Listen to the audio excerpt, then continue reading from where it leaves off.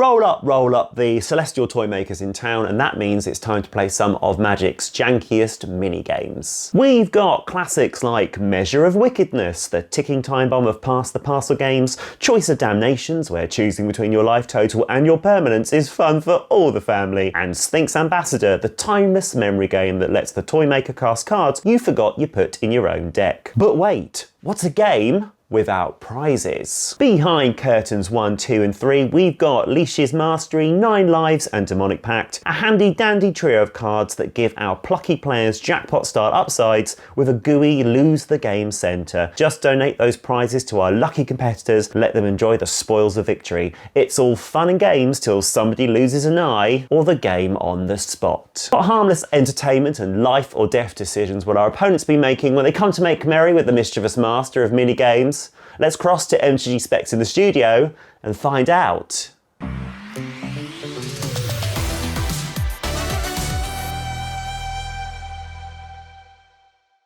Hi, I'm MtG Specs, the Willy Wonka of deck building, and if you like creative takes on 100 card piles featuring cards that make your opponents go, what? Then consider hitting subscribe. Let's dive into a control build with crowd-pleasing WTF player interactions, WTF standing for wow, the fun, and some cold-blooded win cons. For 1 white, blue and black, you get the Celestial Toymaker, a 2/4 legendary creature rogue artificer who reads whenever the Celestial Toymaker attacks. Look at the top 3 cards of your library, exile any number of them in a face-down pile and the rest in a face-up pile. Defending players choose one of those piles, put that pile into your hand. At the beginning of each end step, each opponent loses 2 life for each spell or ability that caused 1 or more players to guess or to group cards or permanents into a pile this turn. Our commander in the zone suggests to players that we're going to be draining the table for 2 life every time someone has to group something or every time somebody guesses something, and although those things will chip away at their life totals, what we're actually doing is using those fact or fiction style mini games to find the cards that we need to win. Some of the cards, like Arthur's Oracle of Half-Truths, Fortune's Favour and Fact or Fiction, asks the opponent to group our cards into piles, and then we choose to do what we like with them. Others, like Epiphany at the Drown Yard, Hostile Negotiations and Truth or Tale, lets you make the groups and have an opponent choose. Will contestant number 1 give you the pile with the Heartless Act or Stifle the table needs to stop contestant number 2 running away with the game? Will contestant number 3 group the cards so there's 0 in one pile, so you get everything revealed in the other pile, so they aren't gifted the Archfiend of the Dross that you control that's 1 oil counter away from someone, them, losing the game? Oh look, now you have the Heartless Act that can remove the counters from the Archfiend to have someone else lose the game on the spot. The grouping continues with controlling cards that thin out creatures like Do or Die and Make an Example, or restrict combats with Fight or Flight. Imagine the eruption of politicking, strategizing, begging even, that'll erupt when players want to collaborate with you on how you choose to make those piles. I won't attack you if one of the piles is 0, let's put all the evasive creatures in this pile, let's put the Timmy style huge creature in that pile, and all the time whilst your opponents are having this conversation, they're paying 2 life for the privilege.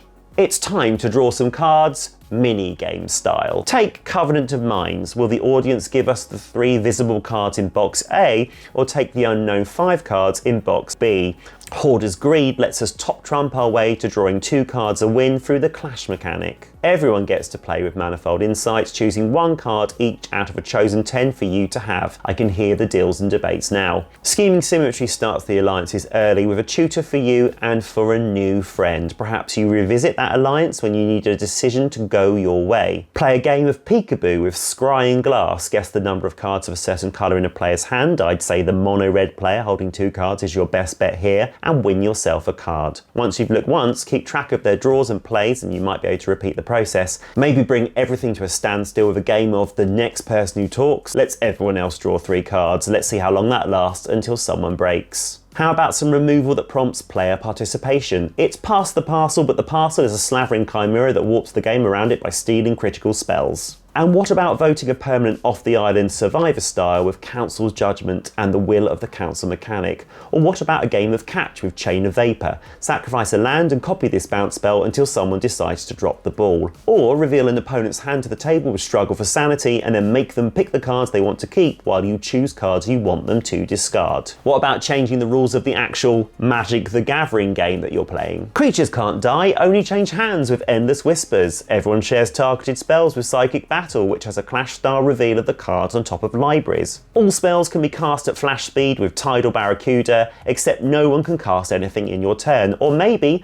just watch the world burn with Pixis of Pandemonium and Cruel Entertainment. You decide when multiple exiled permanents will all enter the battlefield at the same time, dramatically changing the game, or give players an opportunity to change positions and take each other's deck for a spin. Maybe the table will enjoy pushing each other's limits with a good old-fashioned take on one-upmanship. Who will lose their bottle first when spending the most life to draw 4 cards with Pain's Reward, or to create the most 1/1 rats with Plague of Vermin? Each bid is based on another player's choice, who needs those cards, and who doesn't want to be left behind in the rat race. All of these rolls of the dice, although not actual rolls of the dice, because that is a thing we do in Magic now, and spins of the metaphorical wheel serve 2 purposes. Number 1 is just to have fun with really weird cards. Number 2 is as a smoke screen, so we can move closely towards our win cons. It's time to have a look at the prizes that could be won. We touched on the trophies our opponents can win in the beginning, and our aim is to give these to them and force the you lose the game trigger. Leash's Mastery is fairly useless to us. We aren't a life gain deck and we don't field a lot of creatures, so taking damage is going to be fairly routine. 9 lives can protect us for a while and we can donate it before the 9th incarnation counter is put on it. Same with Demonic Pact, we can enjoy the 3 beneficial modes and part ways with it before the 4th and very final mode. Archfiend of the Dross is a big beater and provides some incidental life loss. We can hang with him for a few turns before the last oil counter is removed. We can donate or swap these permanents. Wrong turn straight up gives the Archfiend to an opponent at instant speed and serves as an early way of dealing with an attacking creature or gifting a creature in return for all manner of political reasons. Exchange of Words can swap the text box of Archfiend but doesn't give the creature with its text box the oil counters, and that's an instant game over. After our opponents win a Rosette, a Cuddly Toy and our perilous enchantments, a Cleansing Nova or a Filter Out will force the enchantment to leave the battlefield, triggering the if it leaves the battlefield you lose the game trigger. To protect ourselves, and because we are a sore loser, we carry a complement of you don't lose or can't lose cards and a Stifle to counter the lose the game triggers. It's also quite comforting to have cards that let us take an early beating while we set up our game pieces. In my first thoughts video about the new Doctor Who Secret Lair, I shared some thoughts about cards that allow you to guess,